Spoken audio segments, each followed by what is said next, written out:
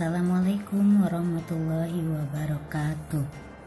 Okay, good morning students. How are you today? In this occasion, Miss will share the material about Thematic 1, Subtheme 1, and Lesson 1. But before we start our lesson today, let's reciting basmalah together. Bismillahirrahmanirrahim. Oke, saleh and solehah, pastikan Ananda semua sudah sholat duha dan membaca al-masurat ya. Nah, tujuan pembelajaran kita hari ini adalah yaitu seberapa jauh kita mengenali negara kita ini. Ya, negara Indonesia.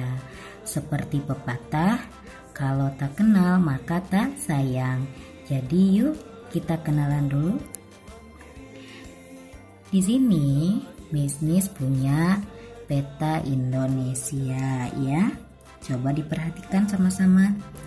Nah, seperti inilah penampakan negara kita jika kita melihatnya dari atas. Tidak asing bukan? Nah, negara Indonesia yang kita cintai ini memiliki beberapa makna. Di sini ada 3 makna, yaitu sebagai negara kepulauan, sebagai negara maritim, dan sebagai negara agraris. Yang pertama, sebagai negara kepulauan. Kenapa negara Indonesia disebut sebagai negara kepulauan? Karena negara Indonesia terdiri dari beribu-ribu pulau. Sangat banyak bukan? Ada Pulau Jawa, Pulau Sumatera, Pulau Bali, dan sebagainya. Yang kedua, kenapa disebut negara maritim? Karena Indonesia sebagian besar wilayahnya merupakan negara perairan atau lautan. Nah, hebat bukan? Yang ketiga, sebagai negara agraris. Maksudnya adalah bahwa negara Indonesia memiliki lahan pertanian yang sangat luas dan tanahnya juga sangat subur. Nah, boleh kalian catat. Nah, negara maritim ini seperti inilah penampakan negara kita, ya. Oke. Ini contoh dari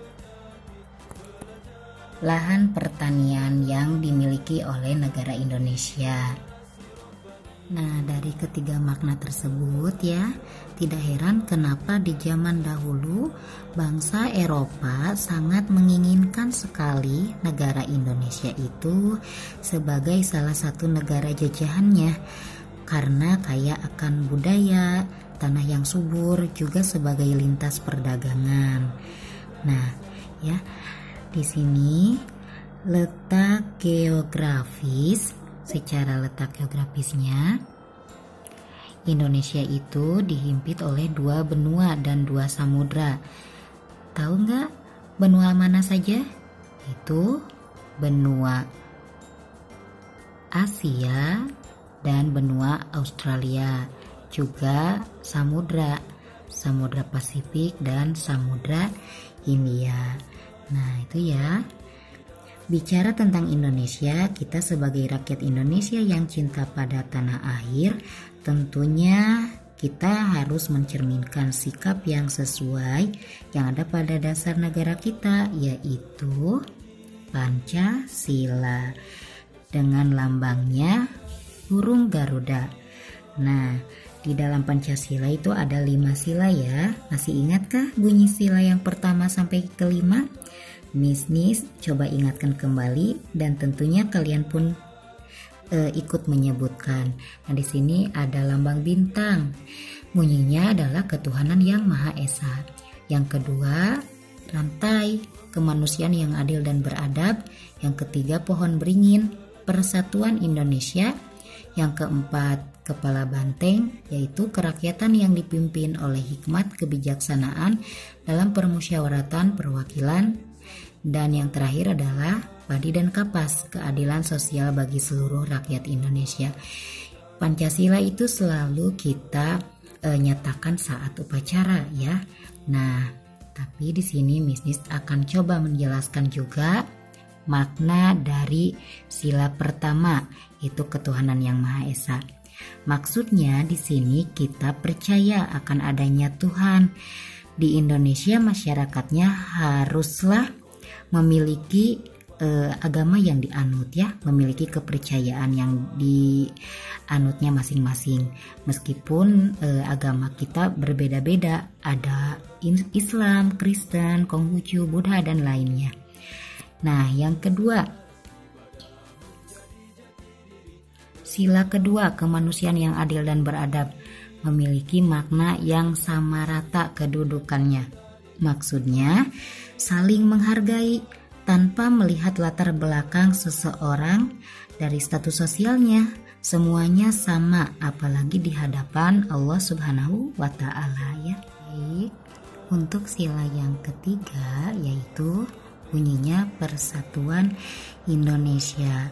Maknanya adalah tidak terpecah belah ya, karena rakyat Indonesia dari Sabang sampai Merauke haruslah menjaga persatuan dan kesatuan sehingga bangsa lain tidak akan berani untuk mengambil negara Indonesia kembali seperti zaman dahulu ya. Nah ini boleh dicatat juga ya. Sila ini mengandung makna bahwa bangsa Indonesia, nah yang tadi Miss Nis sudah sampaikan.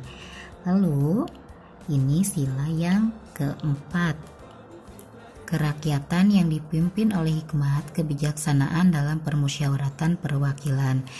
Nah, sila ini memiliki makna demokrasi. Jadi setiap orang diberikan kebebasan untuk menyampaikan pendapatnya. Sebagai bangsa Indonesia, kita memiliki hak kewajiban yang sama, namun tetap harus memperhatikan kepentingan bersama. Selanjutnya, sila kelima yang bunyinya keadilan sosial bagi seluruh rakyat Indonesia. Artinya kita harus saling menghormati hak dan kewajiban orang lain ya, memiliki kemauan untuk menolong orang lain juga gitu ya. Nah mungkin itu saja dari Miss Nis. Mudah-mudahan pembelajaran kali ini kalian dapat memahaminya ya. Okay, I think enough for today. Thank you for your attention. Wassalamualaikum warahmatullahi wabarakatuh.